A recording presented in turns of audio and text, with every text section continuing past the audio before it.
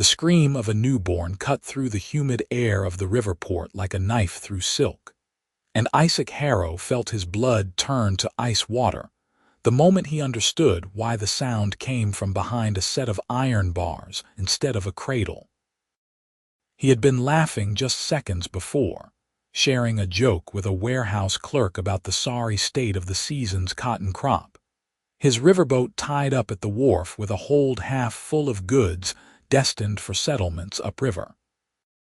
Isaac made his living on the water, trading everything from flour to furniture along the frontier territories where civilization frayed at the edges, and people needed what the cities took for granted. He was good at his work, good at reading people, good at finding the smile that would close a deal or diffuse an angry customer. At 28, he had weathered enough storms, both literal and metaphorical, to know when to joke and when to shut his mouth and pay attention. The crying stopped him mid-sentence, not because it was loud, though it was, but because of where it came from.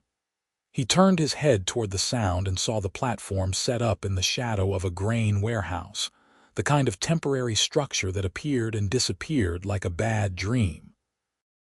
A slave auction. Isaac felt his jaw tighten.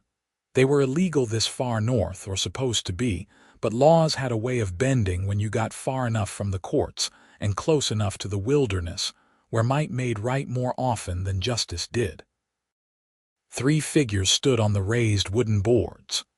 2 were human men, one heavyset with a leather vest stained dark with sweat, the other lean and bored-looking with a ledger tucked under one arm. The third was an orc woman, and Isaac's heart dropped into his stomach when he saw her properly. She was chained at the wrists and ankles, the iron links short enough to hobble her movements, and she swayed on her feet like a tree in a high wind. Her green skin had gone pale, almost gray around the edges, and her dark hair hung lank and damp against her neck. She wore a rough cotton shift that was stained with blood and other fluids, and even from 20 feet away, Isaac could see the tremor in her legs as she struggled to stay upright. The heavyset man held a bundle of cloth, and the wailing came from inside it. A baby. The woman's baby. Isaac put the pieces together with a sick lurch of understanding. She had just given birth. Hours ago, maybe, and they had chained her up and dragged her out here to sell. The lean man was calling out prices in a droning voice, his words running together in the practiced patter of someone who had done this too many times. A small crowd had gathered, mostly rivermen and dock workers, though Isaac noted with a twist of disgust that a few wore the better clothes of merchants who should have known better. No one was bidding. The woman was in no shape to work, and a newborn was a liability, not an asset. The auctioneer's voice grew sharper, more insistent, dropping the starting price like a man trying to unload spoiled goods before the smell got worse. Isaac found his feet moving before his brain caught up. He pushed through the sparse crowd, ignoring the looks, and stopped at the base of the platform. Up close, he could see more details he wished he could forget. The woman's eyes were half closed, unfocused, and her breathing came in shallow gasps. Her hands, bound in front of her, were clenched into fists so tight her knuckles had gone white, or as white as green skin could go. The baby in the heavyset man's arms had stopped screaming and now made small, desperate sounds, the kind that came from a child who had cried itself, nearly silent. The woman's gaze drifted down to Isaac, and for a moment their eyes met.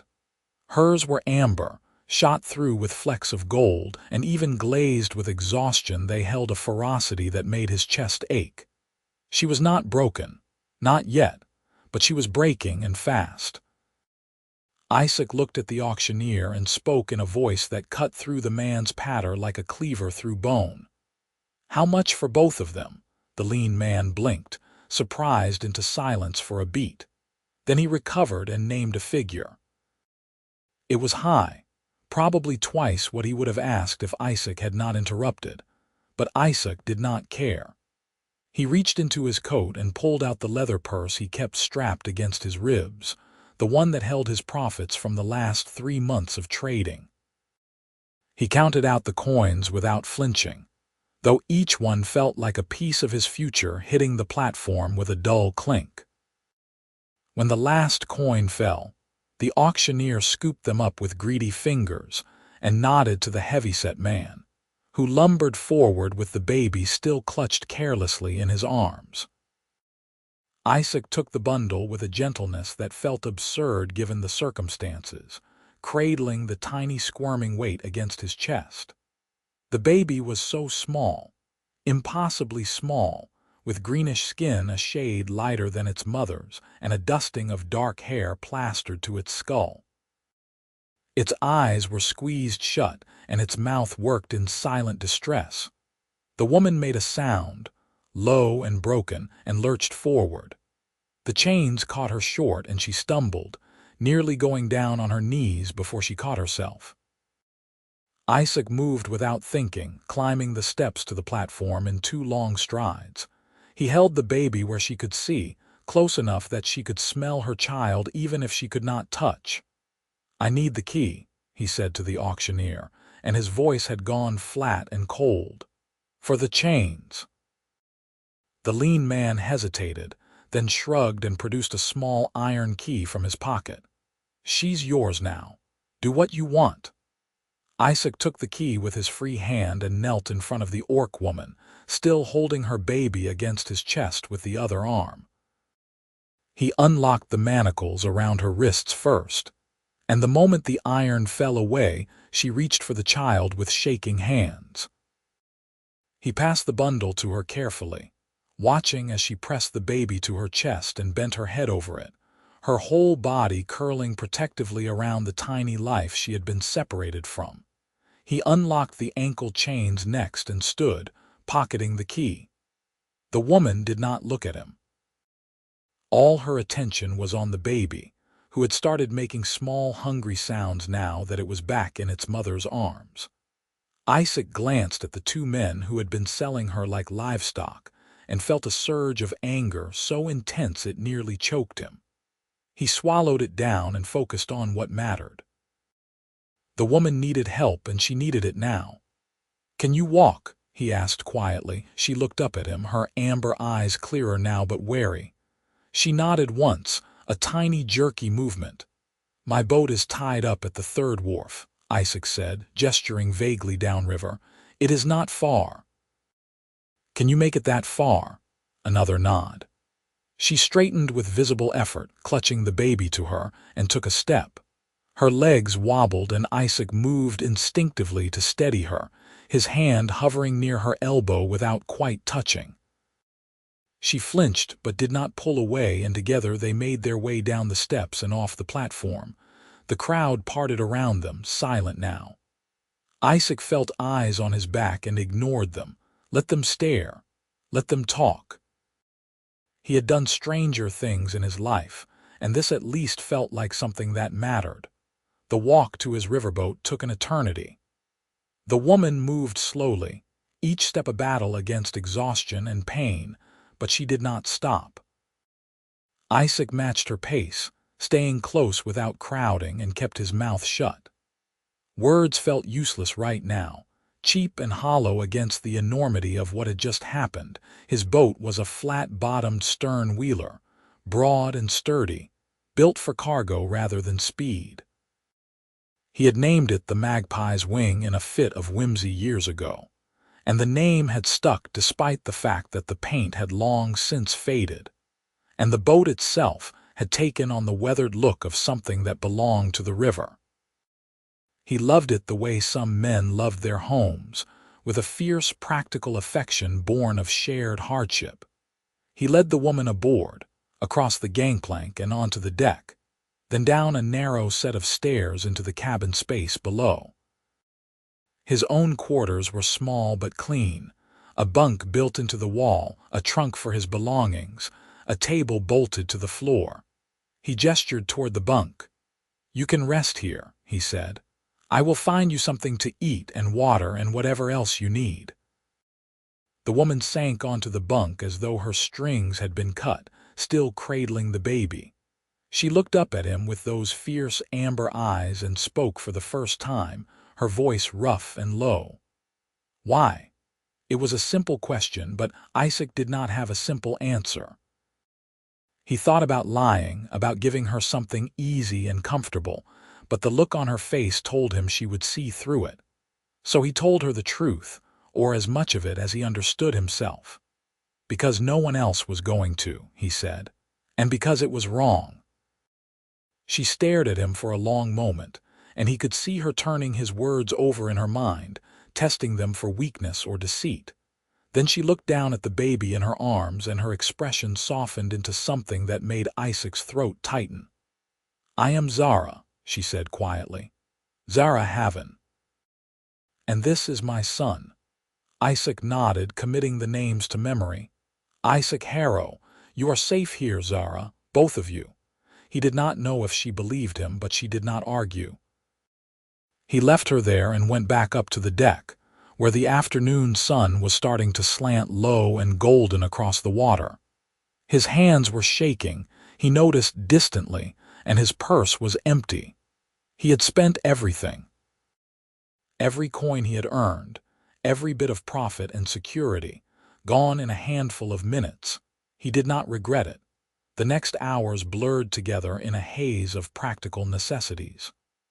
Isaac scrounged up food from his stores, simple things that would be easy on a stomach that had been through trauma. Bread, cheese, dried fruit. He filled a pitcher with water from the barrel lashed to the deck and brought it down to the cabin along with a cup. Zara drank greedily, her free hand wrapped around the cup while the baby nursed at her breast beneath the loose shift. Isaac looked away, giving her privacy, and busied himself with finding blankets and something cleaner for her to wear. His spare clothes were far too large for her, but he found a shirt that would serve as a nightgown and left it folded on the table. Then he retreated to the deck again and stood at the railing, watching the river flow past and trying to process what he had just done. He was not a hero. He had never thought of himself that way. He was a trader, a riverman, someone who made his living by being clever and quick and knowing when to walk away from a bad deal. But this, whatever this was, did not feel like a deal. It felt like something else, something that sat in his chest like a coal that had not yet decided whether to burn or go cold. Night fell slowly, the sky turning from gold to orange to deep purple before fading into black studded with stars. Isaac lit the lamps on the deck and ate a cold dinner standing up, too restless to sit. He thought about casting off and heading upriver, but something made him stay. Maybe it was caution, the knowledge that Zara was in no condition to handle the motion of the boat on the current. Maybe it was something else. He slept on the deck that night, rolled in a blanket near the wheelhouse, and woke before dawn to the sound of the baby crying. It was a thin wail, full of need, and it pulled him out of sleep like a hook. He lay there for a moment, staring up at the stars fading into the gray of pre-dawn, then got up and went down to check on them. Zara was sitting up on the bunk, the baby in her arms, and she looked marginally better than she had the night before. The color had come back into her skin, though she still looked pale and drawn and her eyes were clearer. She glanced up when Isaac appeared in the doorway and nodded once, a silent acknowledgement. "You need anything?" Isaac asked. "Water," Zara said, "and something for him. He is hungry all the time." Isaac fetched the water and watched as she drank, then settled the baby back against her to nurse. He hovered in the doorway, uncertain, until Zara looked at him with a faint edge of exasperation. "You can sit," she said. "You own the boat." "You are not cargo," Isaac said, sharper than he meant to. "You do not need my permission to exist." Zara's expression shifted, surprise flickering across her face before it settled back into wariness. "You bought me." "I bought your freedom," Isaac corrected. "There is a difference." "Is there?" Zara's voice was flat, exhausted. I was in chains yesterday. Today I am on your boat, wearing your clothes, eating your food. I still do not have choices." Isaac felt the words like a punch to the gut because she was right, and he had no good answer for it. He had acted on instinct, on anger and a bone-deep certainty that he could not stand by and do nothing, but he had not thought past the moment. He had not considered what would happen next, what freedom meant for a woman with no home and a newborn child and nowhere to go. He sat down on the edge of the table, keeping his distance, and ran a hand through his hair. "You are right," he said. "I am sorry. I should have thought it through. I should have asked what you wanted, but there was no time and I just reacted. You can leave whenever you want. I will give you money, supplies, whatever you need. You do not owe me anything." Zara stared at him, and for a long moment the only sound was the soft, wet sounds of the baby nursing. Then she spoke, her voice quieter now, almost tentative. "Where would I go?" Isaac opened his mouth and closed it again, because he did not have an answer for that either. The frontier was not kind to anyone, and it was especially unkind to orcs. The war had ended years ago, but the hatred lingered, festering in the spaces between towns and settlements. An orc woman alone with a baby would be vulnerable in ways Isaac did not want to think about. "I do not know," he admitted, "but it should be your choice, not mine." Zara looked down at her son, her expression unreadable. "I have not had choices in a long time," she said softly. "I do not even know how to make them anymore." Isaac felt something twist in his chest, sharp and painful. He wanted to tell her that she was strong, that she would figure it out, but the words felt empty. Instead he said, "Then stay. Until you do. No chains, no obligations. Just stay until you are ready to decide what you want." Zara looked up at him, searching his face for something. He did not know what she found there, but after a moment she nodded. "All right." It was not a commitment, not really, but it was a start. Isaac took it and stood, backing toward the door. "I am going to make breakfast. Do you like porridge?" "I like anything that is not stale bread and water," Zara said, and there was the faintest hint of dry humor in her voice. Isaac grinned despite himself. "Porridge it is." The days that followed took on a strange rhythm, like a dance where neither partner knew the steps. Isaac went about his work, trading with the merchants along the wharf, negotiating prices, loading and unloading cargo. Zara stayed below deck for the first few days, recovering, her world narrowed to the small cabin and the constant demands of the baby. Isaac brought her food and water, extra blankets, a basin to wash in.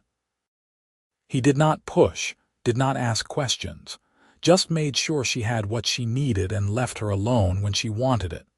On the fourth day, Zara ventured up to the deck, moving slowly, the baby bundled in a sling she had fashioned from one of Isaac's shirts.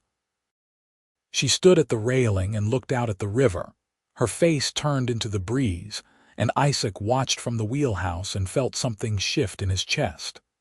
She looked less like a ghost and more like a person, solid and real, and the fierceness in her eyes had returned.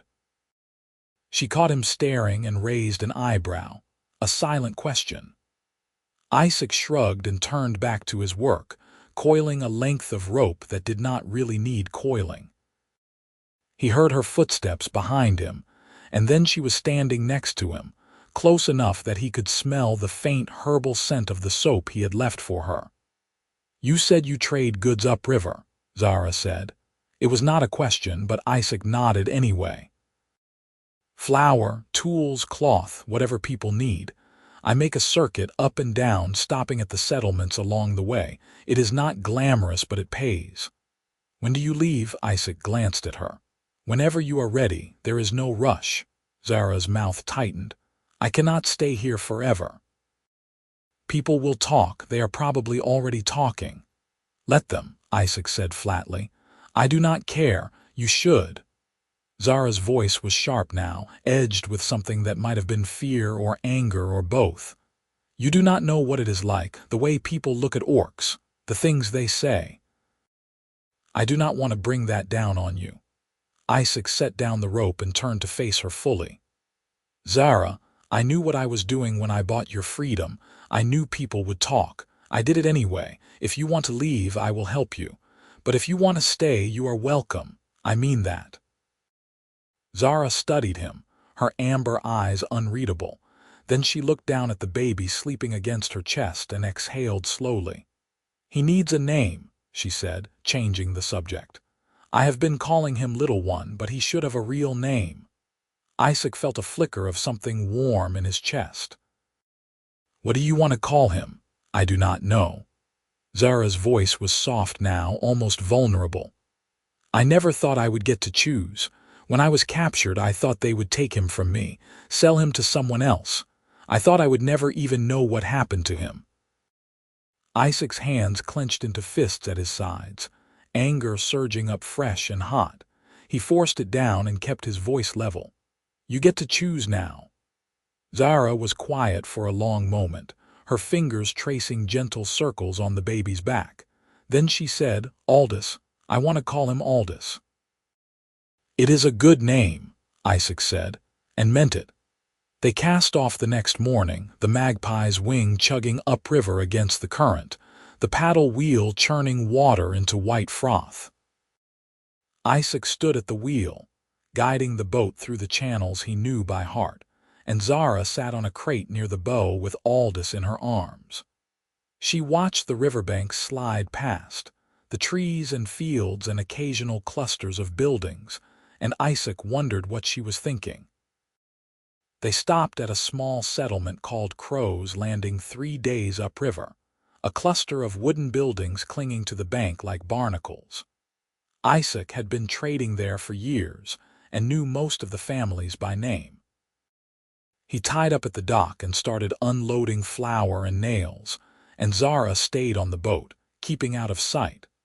Isaac did not blame her. The people here were decent enough but wary of outsiders, and an orc woman would draw attention neither of them needed. He finished his business and was stowing the payment, a mixture of coin and barter goods, when a man approached the gangplank.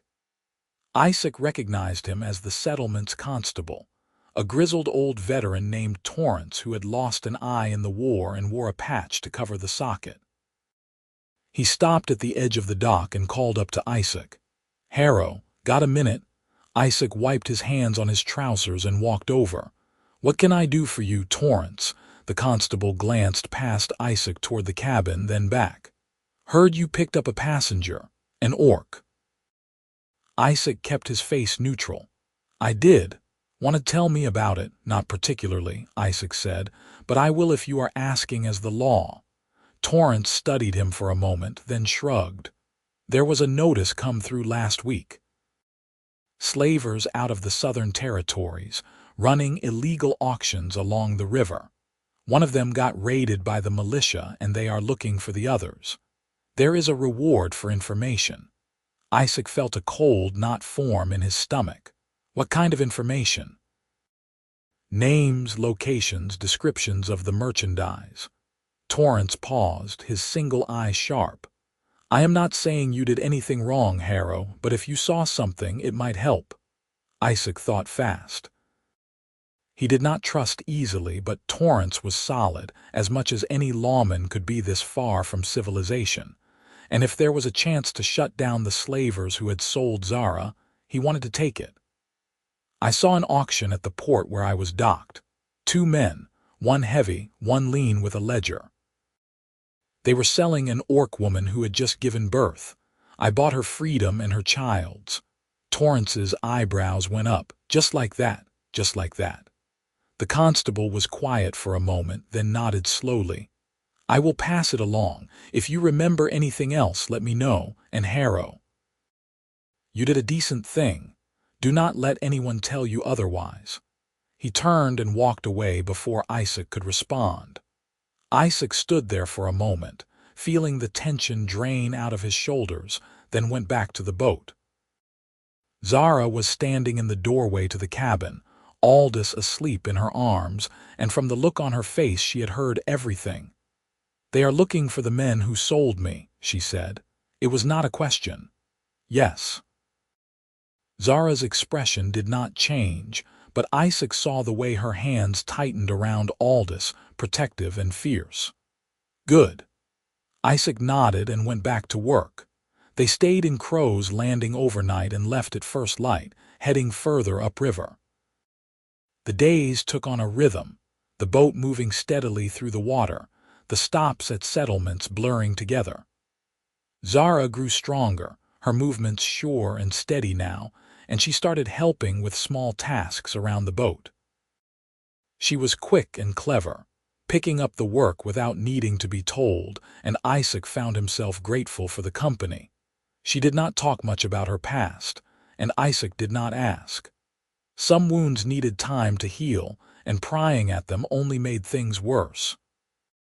But she talked about other things, small observations about the river or the weather or Aldous, who was growing with startling speed. Isaac found himself listening for her voice, the low, rough cadence of it, and realized with a start that he had grown used to having her there. More than used to it. He liked it. That was a problem. Isaac had spent most of his adult life alone by choice, moving from place to place, never staying long enough to put down roots. He had told himself it was freedom, the ability to go anywhere and do anything without being tied down. But lately it had started to feel more like running, and he was not sure what he was running from. Zara was not running.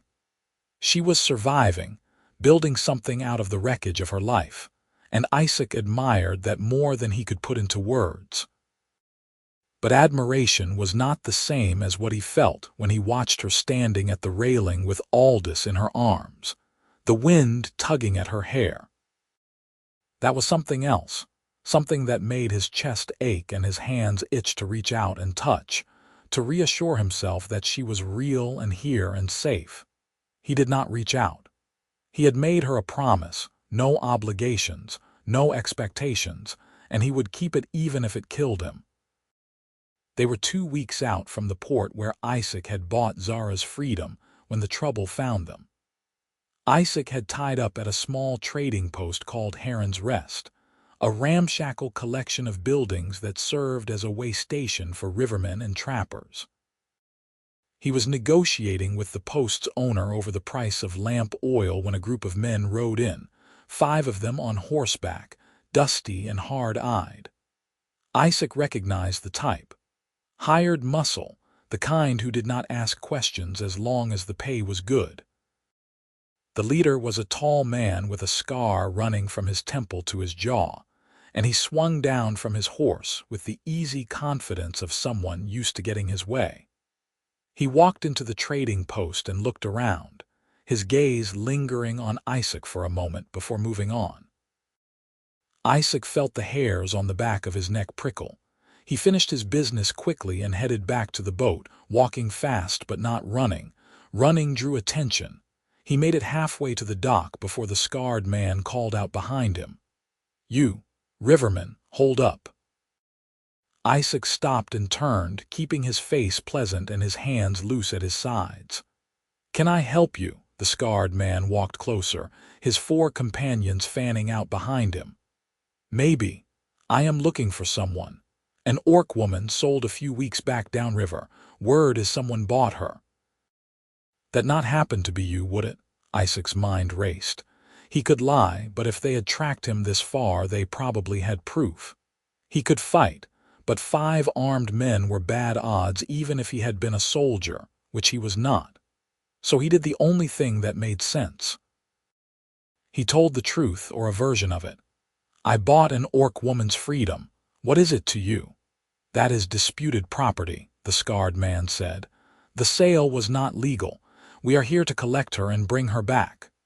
"The sale seemed plenty legal when I handed over the coin," Isaac said evenly. "If you have a problem with it, take it up with the auctioneer." The scarred man's smile was thin and cold. "The auctioneer does not care, but my employer does. He paid good money for that merchandise and he wants it back." Isaac felt his temper flare, hot and sharp. She is not merchandise.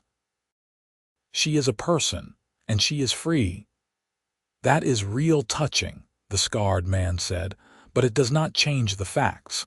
Hand her over and we can all walk away from this friendly-like. Isaac knew a threat when he heard one. He also knew he was outmatched. But he had not bought Zara's freedom just to hand her back over to the people who had chained her. He set his jaw and met the scarred man's eyes. No, the scarred man sighed, like Isaac was being unreasonable, and reached for the pistol at his belt.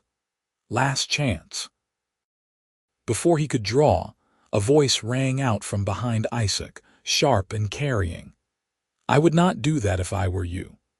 Isaac turned and saw Torrance standing at the edge of the dock, a rifle cradled in his arms. The constable looked calm, almost bored, but the rifle was pointed squarely at the scarred man's chest. Behind him were 3 more men, local settlers by the look of them, all armed. The scarred man froze, his hand still on the pistol. His eyes flicked from Torrance to Isaac and back. This is not your business, constable. You are on my territory threatening people, Torrance said. That makes it my business. Now, you said something about a disputed sale. You got papers to back that up. The scarred man hesitated, and Isaac knew in that moment that he did not. The whole thing was a bluff, an attempt to intimidate Isaac into giving up Zara without a fight. Torrance knew it too. He stepped forward, the rifle never wavering, and his voice went hard. I did not think so. So here is how this is going to work. You and your men are going to get back on your horses and ride out. If I see you around here again, I will arrest you for attempted theft and intimidation. We clear? The scarred man's jaw worked, fury and frustration warring on his face. But he was not stupid. He stepped back, his hand falling away from the pistol, and jerked his head at his men. They mounted up without a word and rode out, kicking up dust as they went. Isaac let out a breath he had not realized he was holding. He turned to Torrance and found the constable watching him with that sharp single eye. Thank you, Torrance shrugged. You gave me information on those slavers. Figured I owed you. But Harrow, you need to be careful. Those men are not going to give up. They will come back, and next time they will be smarter about it. I know, Isaac said quietly. What do I do? Torrance was quiet for a moment, thinking. Then he said, There is a magistrate upriver at Ironwood Junction. He handles legal disputes for the territory. If you can get him to rule on the sale, make it official, those men will not have a leg to stand on. It will not be easy, but it is your best shot. Isaac nodded slowly. Ironwood Junction was a week's travel upriver, maybe more depending on the current. But it was a chance, and right now that was all he had. I will do it. Thank you, Torrance. The constable nodded and walked away, his men following. Isaac stood there for a moment, letting the adrenaline drain out of his system, then turned and walked back to the boat. Zara was waiting for him on the deck, Alda strapped to her chest, and the look on her face told him she had seen everything. They want me back, she said, not a question. Yes. Isaac did not see the point in lying, but I am not going to let that happen. We are going upriver to Ironwood Junction. There is a magistrate there who can make your freedom legal, official, so no one can dispute it. It will take time, but it is the right way to do it. Zara's expression was unreadable. And if the magistrate says no, if he sides with them? Isaac met her eyes and spoke with absolute certainty. Then we will figure something else out, but I am not giving you up, Zara. Not to them, not to anyone. I promise you that. Zara stared at him for a long moment, and Isaac saw something shift in her gaze, a wall coming down just a fraction. Then she nodded once and turned back toward the cabin. Then we should leave, before they come back. Isaac cast off within the hour, the magpie's wing pushing upriver with the paddle wheel churning hard.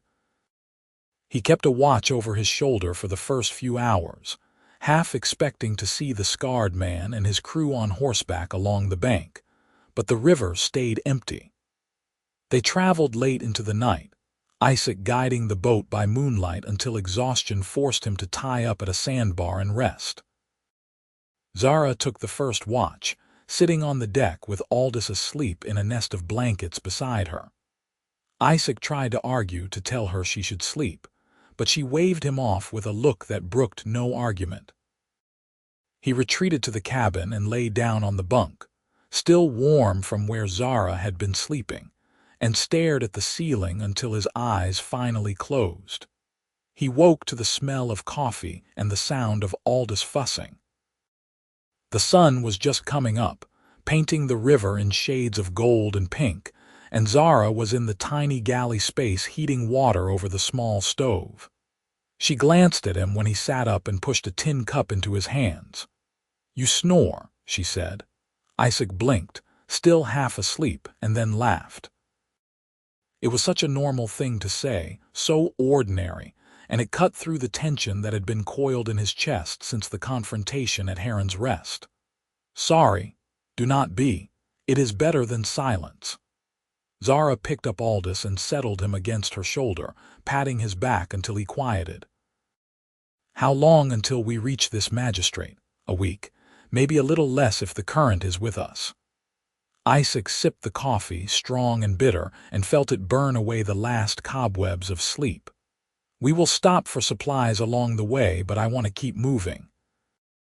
The less time we spend in one place, the harder we are to track." Zara nodded. "I can help with the boat. I have been watching you. I know how the wheel works and the lines." Isaac raised an eyebrow. "You want to learn to pilot a riverboat?" "I want to be useful," Zara said sharply. "And I do not want to sit in the cabin like cargo."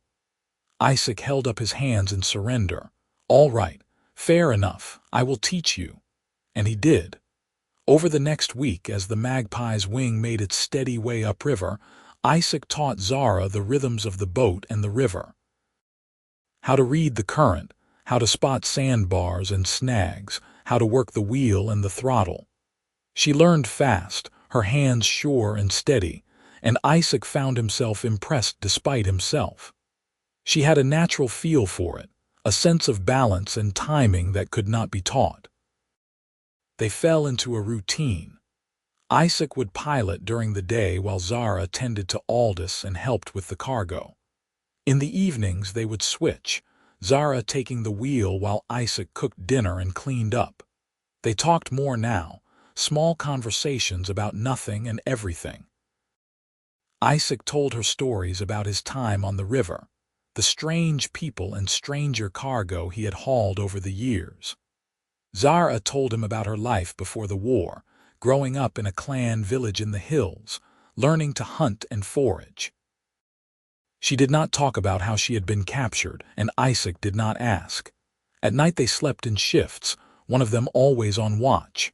It was exhausting, but neither of them complained.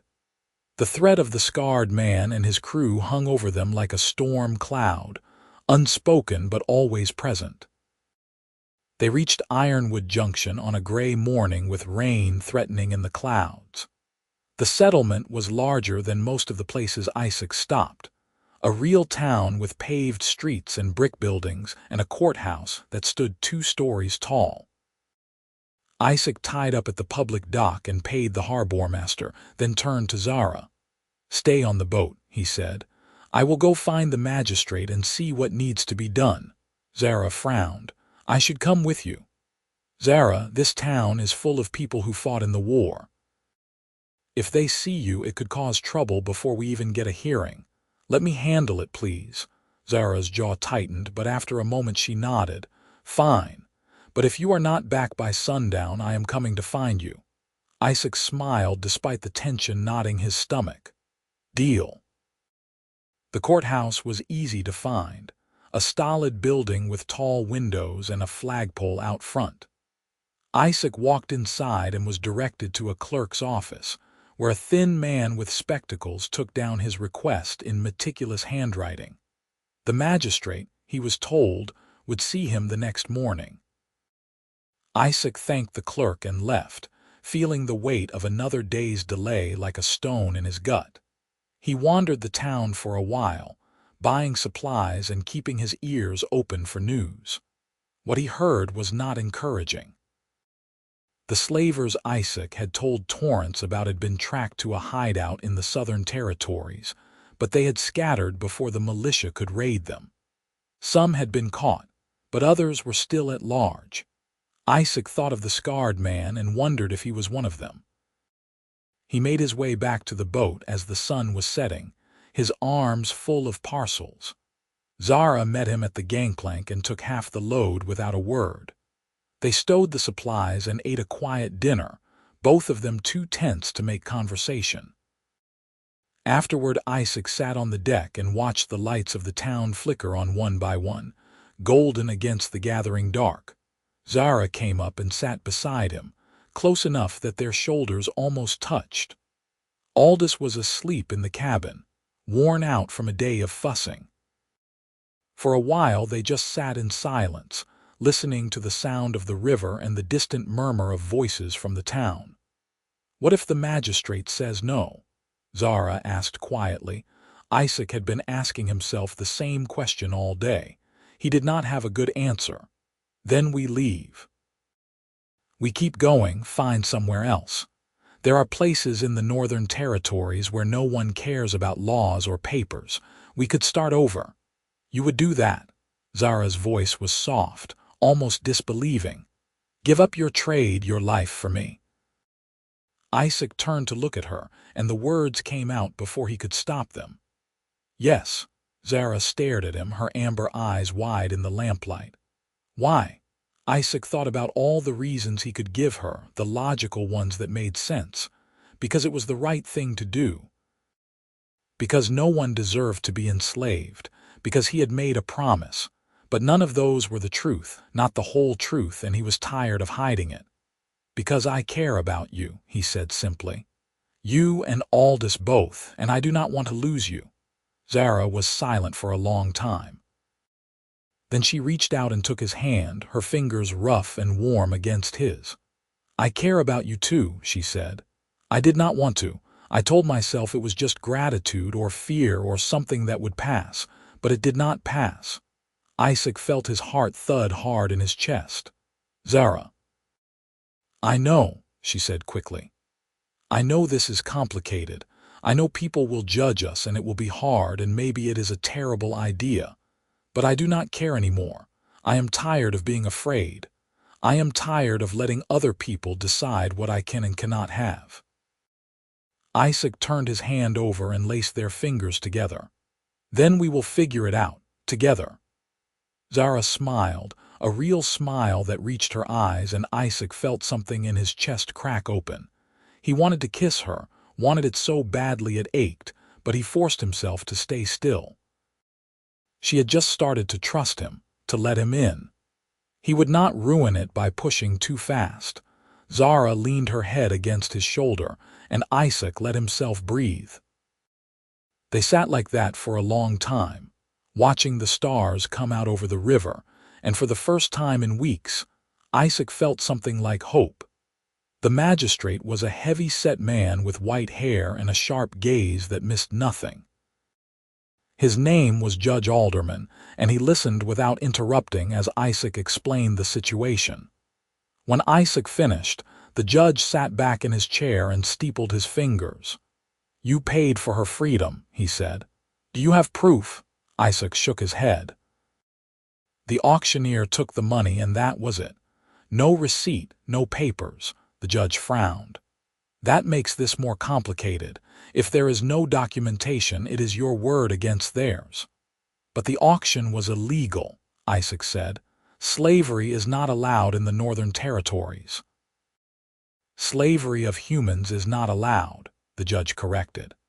"The laws around orcs are murkier, especially in the frontier regions. Technically, what those men did was not slavery. It was indentured servitude, which is legal under certain circumstances." Isaac felt his stomach drop. "That is splitting hairs." "Maybe," the judge said, "but the law is built on split hairs. Now, that said, if I can establish that the orc in question is a free person and not indentured, then the sale would be void. But I would need to see her, talk to her, get her side of the story. Isaac hesitated. He did not like the idea of bringing Zara into the courthouse, not with half the town watching, but he did not see another option. I will bring her tomorrow. The judge nodded. Tomorrow, then, and Mr. Harrow, for what it is worth, I hope this works out for you. What you did was decent. Isaac left the courthouse feeling marginally better. It was not a guarantee, but it was something. He went back to the boat and told Zara what the judge had said. She listened without expression, her hands busy with mending a tear in one of Aldous' blankets. I will go, she said when he finished. If it helps, I will go. The next morning, Isaac and Zara walked to the courthouse together, Aldous strapped to Zara's chest in the sling. Isaac kept a hand near her elbow, not touching but ready to steady her if she needed it. People stared as they passed, their faces ranging from curious to hostile, but no one said anything. Isaac glared at a few of the worst offenders and they looked away. The judge met them in a private chamber, just the three of them and a clerk to take notes. He asked Zara to tell her story, and she did, her voice steady and clear. She spoke about the raid on her village, the capture, the months of being moved from place to place like an animal. She spoke about the auction, about giving birth in a filthy shed with no help and being chained while her baby cried. She spoke without emotion, as though she were describing something that had happened to someone else, and Isaac saw the judge's expression harden with each word. When she finished, the judge was quiet for a long moment. Then he nodded. Thank you, Miss Haven, that took courage. Zara inclined her head but said nothing. The judge turned to the clerk. Make a note. I am ruling that the sale in question was conducted under false pretenses and without proper legal authority. Miss Haven is a free person and has been since the moment she was taken from her home. Any claim to the contrary is void. Isaac felt relief wash over him so intense it made him dizzy. The judge scribbled something on a piece of paper and handed it to Zara. This is a writ of manumission. It states that you are free and cannot be claimed as property by anyone. Keep it with you. If anyone gives you trouble, show them that. Zara took the paper with shaking hands and stared at it like it might disappear. Thank you. The judge waved a hand. I am just doing my job. Now there is one more thing. Those men who tried to take you back, Mr. Harrow said they claimed to be working for someone. Do you know who? Zara shook her head. I never saw the person who owned the auction house, just the men who worked there. The judge frowned. Well, I will pass the information to the territorial militia. If those men show up again, they will be arrested, but you should be careful. Men like that do not give up easily. Isaac thanked the judge and they left, walking back through the town with the writ safely tucked into Zara's pocket. When they reached the boat, Zara stopped at the gangplank and turned to Isaac. Her eyes were bright, almost too bright, and her hands were trembling. I am free, she said, like she was testing the words. You are free, Isaac confirmed. Zara let out a breath and then another, and then she was laughing and crying at the same time. Isaac stepped forward and wrapped his arms around her, careful not to crush Aldous between them, and held on while she shook apart and put herself back together. When she finally pulled away, she was smiling through the tears. Thank you, she said, for all of it, for seeing me, for not walking away. Isaac cupped her face in his hands, his thumbs brushing away the wetness on her cheeks. I would do it again, 100 times. I would do anything for you. Zara kissed him then, fierce and sudden and tasting of salt. Isaac kissed her back, pouring everything he felt into it, all the fear and hope and desperate aching love that had been building in him since the day he heard a baby crying behind iron bars. When they broke apart, Zara rested her forehead against his. What do we do now? Isaac thought about the river, the endless miles of water and settlements and possibilities. He thought about the magpie's wing and the life he had built on it, solitary and safe. He thought about Zara and Aldous and the future they could have together, messy and complicated and worth every bit of trouble. "We keep going," he said. "Together." They left Ironwood Junction the next day, the boat laden with supplies and the writ of manumission tucked safely in Zara's pocket. Isaac felt lighter than he had in weeks, like a weight he had not realized he was carrying had been lifted. Zara seemed lighter too, her movements easier, her smiles coming more often. Aldous was oblivious to it all, content as long as he was fed and warm and held. They traveled upriver for another 2 weeks, stopping at settlements to trade and moving on before anyone could ask too many questions. The work was steady and good, and Isaac found himself looking forward to the evenings when he and Zara would sit on the deck and talk while Aldous slept. They talked about everything and nothing, dreams and fears and half-formed plans for the future. One night, anchored in a quiet cove under a sky full of stars, Isaac worked up the courage to ask the question that had been circling in his mind for days. "Zara, what do you want? Long term, I mean. Do you want to stay on the river or find a place to settle or something else?" Zara was quiet for a moment, gazing out at the water. "I do not know," she admitted. "I never thought I would have the chance to decide, but I think I want to stay with you if you want that too." "I do," Isaac said, and the certainty in his voice surprised even him. "More than anything."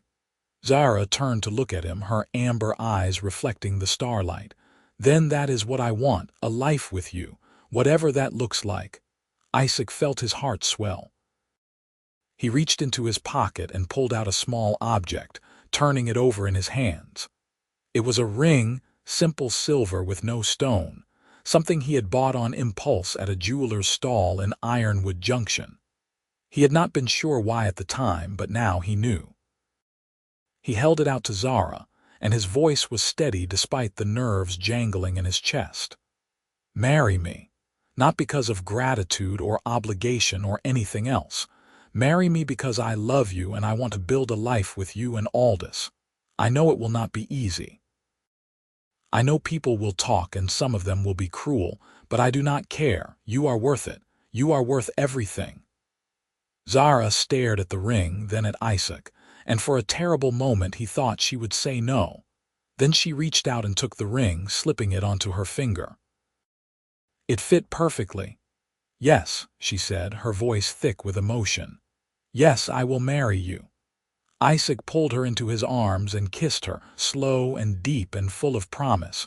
When they broke apart, they were both smiling like fools. They were married a month later in a small ceremony at a riverside chapel, with the local minister and a handful of witnesses Isaac had traded with over the years.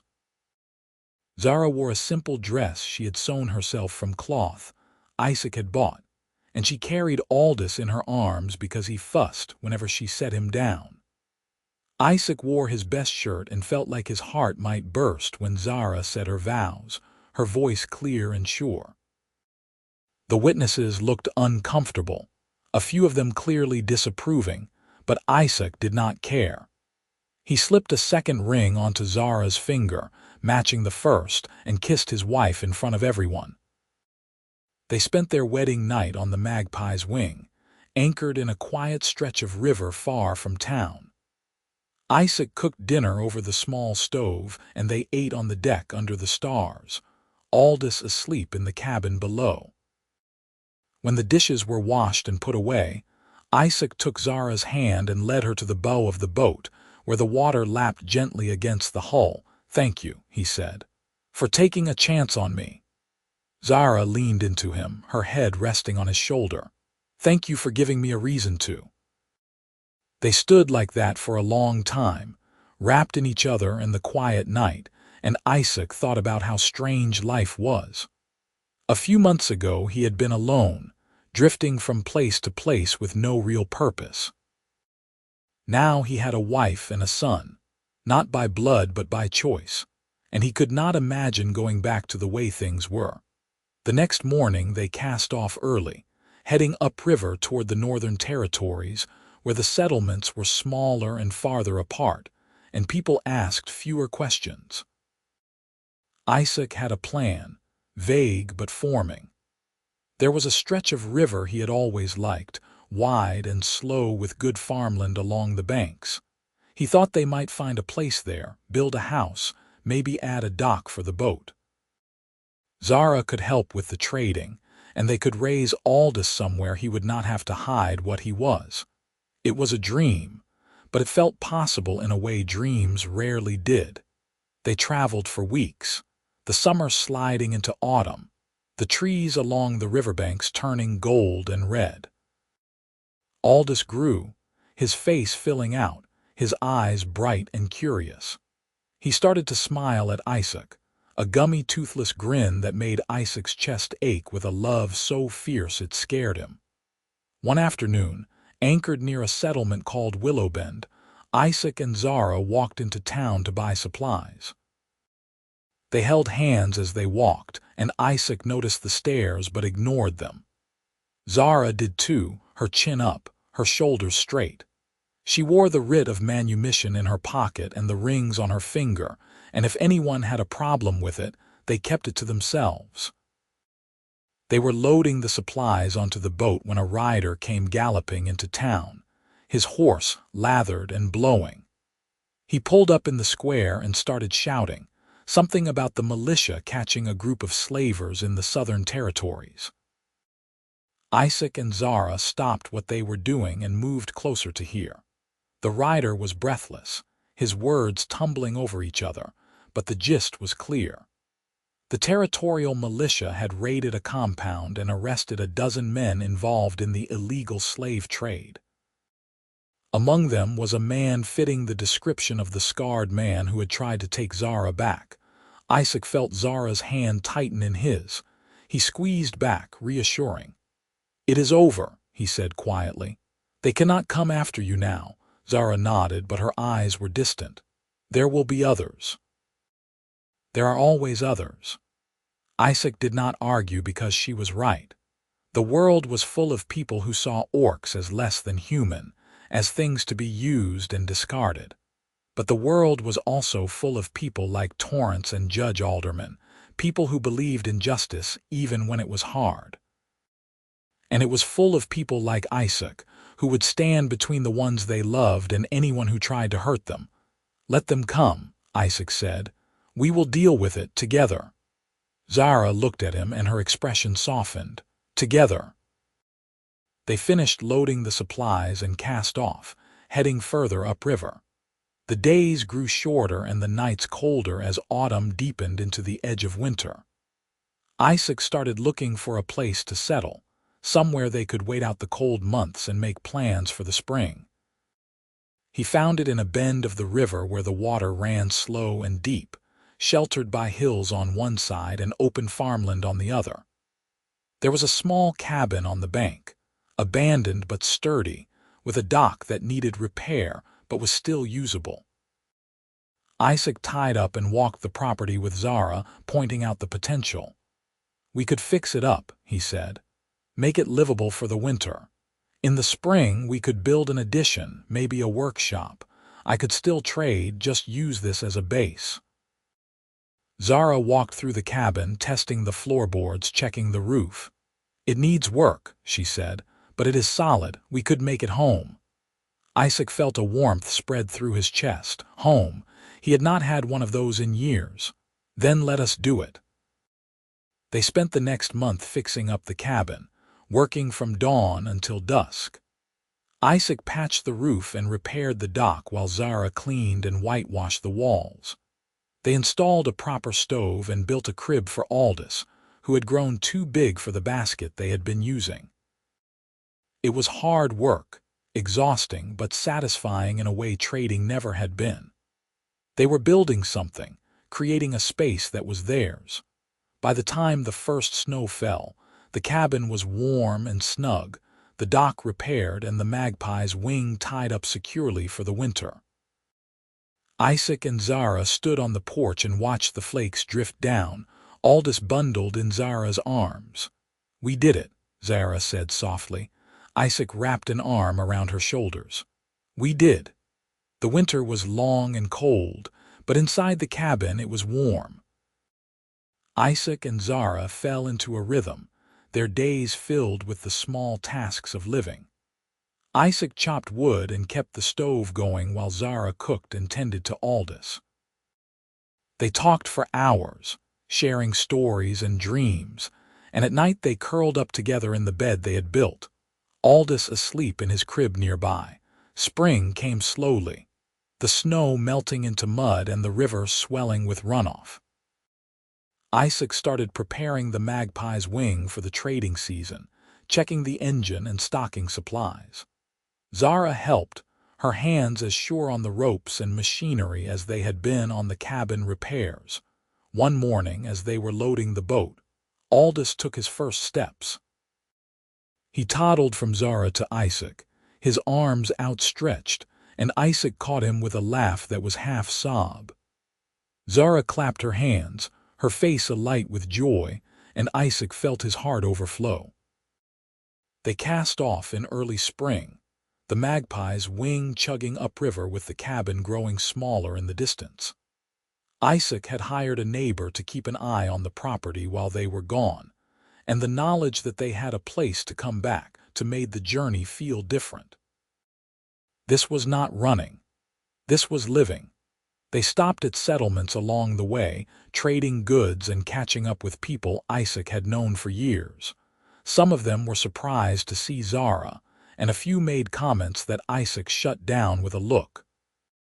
But others were welcoming, or at least polite, and Isaac counted that as progress. At one settlement, a woman with a baby of her own stopped to talk to Zara, admiring Aldous and asking questions about him.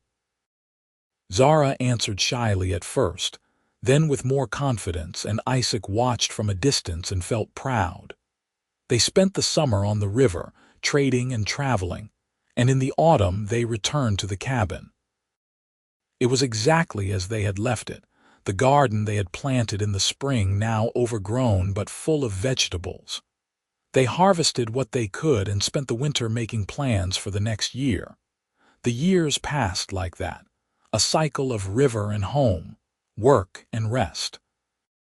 Aldous grew into a bright, curious boy who loved the river as much as Isaac did.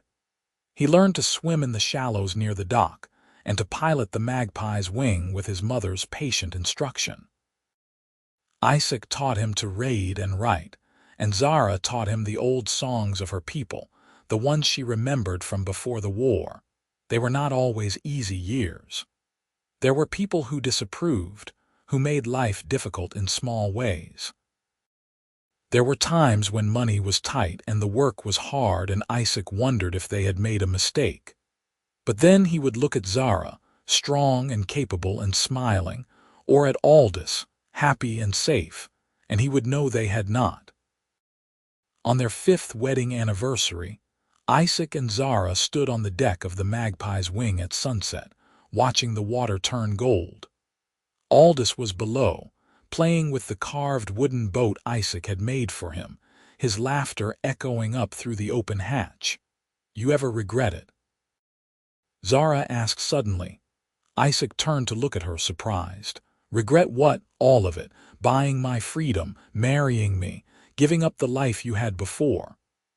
Isaac thought about the question seriously because Zara deserved that. He thought about the years of solitude, the freedom to go anywhere and do anything without ties or responsibilities. He thought about the ease of a life without complications, without prejudice or hardship or struggle. Then he thought about the sound of Aldous calling him father, the feel of Zara's hand in his, the warmth of the cabin on a winter night and the sight of the river at dawn, the knowledge that he was not alone, that he had people who depended on him and loved him and made every day worth living. "No," he said, "not for a second. This is the life I want." "You are the life I want." Zara smiled, and it was the same smile she had given him the first time he told her he loved her, full of wonder and joy and something too big to name. She kissed him, slow and sweet, and Isaac kissed her back and thought about how lucky he was. They stood there until the sun set and the stars came out, holding each other while the river flowed endlessly past. Behind them, the cabin waited, warm and welcoming, a home they had built together out of hope and stubbornness and love. And ahead of them, the river stretched on, full of possibilities and promise, carrying them forward into whatever came next, together.